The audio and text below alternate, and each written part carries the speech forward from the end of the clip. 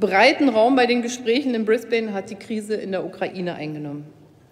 Erinnern wir uns, vor fast genau einem Jahr habe ich in meiner Regierungserklärung zum Gipfel der östlichen Partnerschaft in Vilnius mit Blick auf das Assoziierungsabkommen zwischen der Europäischen Union und der Ukraine, Georgien und Moldawien und dem Verhältnis zu Russland unter anderem hier im Deutschen Bundestag gesagt, ich darf noch einmal zitieren: Die EU hat immer wieder Gesprächsangebote an Russland gerichtet, um die beiderseitigen Vorteile einer Kooperation herauszuarbeiten.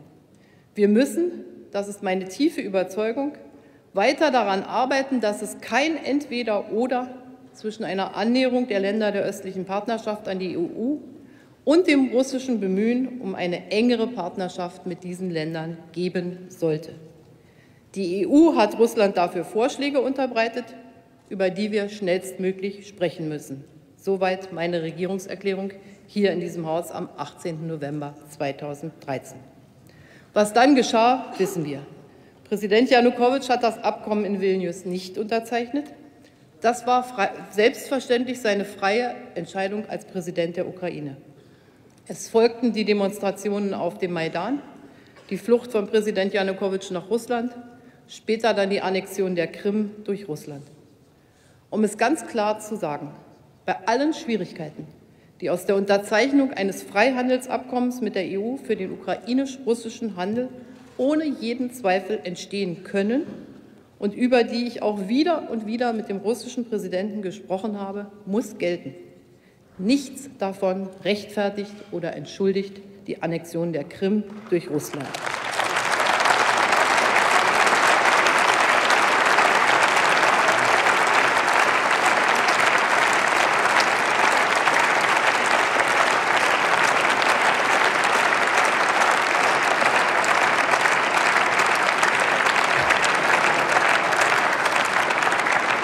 Nichts davon rechtfertigt oder entschuldigt die direkte oder indirekte Beteiligung Russlands an den Kämpfen in Donezk und Luhansk.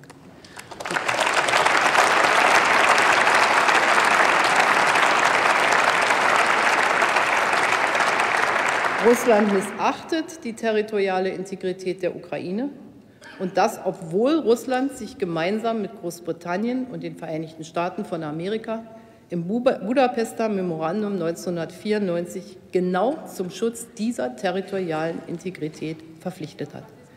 Das Vorgehen Russlands stellt die europäische Friedensordnung infrage und bricht internationales Recht.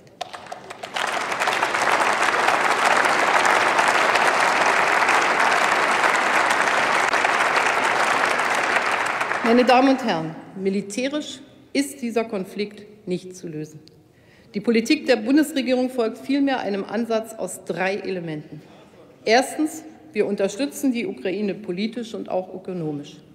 Zweitens, wir lassen nichts unversucht, in Gesprächen mit Russland zu einer diplomatischen Lösung zu kommen. Ich zuletzt in Brisbane bei meinen Gesprächen mit dem russischen Präsidenten, genauso wie der Außenminister Steinmeier bei seinen Gesprächen mit dem russischen Außenminister und dem russischen Präsidenten vor wenigen Tagen in Moskau und jetzt auch wieder in Wien. In allen Verhandlungen haben wir uns für die Sicherheit der Gaslieferungen eingesetzt.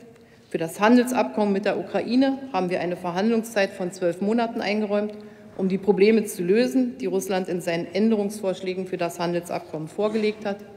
Wir setzen uns für die Einhaltung des Minsker Abkommens ein. Wir sind bereit zu Gesprächen zwischen der Eurasischen Union und der Europäischen Union über Handelsfragen.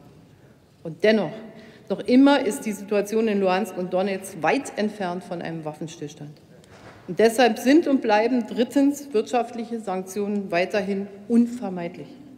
Es zeigt sich, für unsere Bemühungen, die Krise zu überwinden, brauchen wir Geduld und einen langen Atem. Das Ziel unseres Handelns ist eine souveräne und territorial unversehrte Ukraine, die über ihre Zukunft, nicht mehr und nicht weniger, selbst entscheiden kann.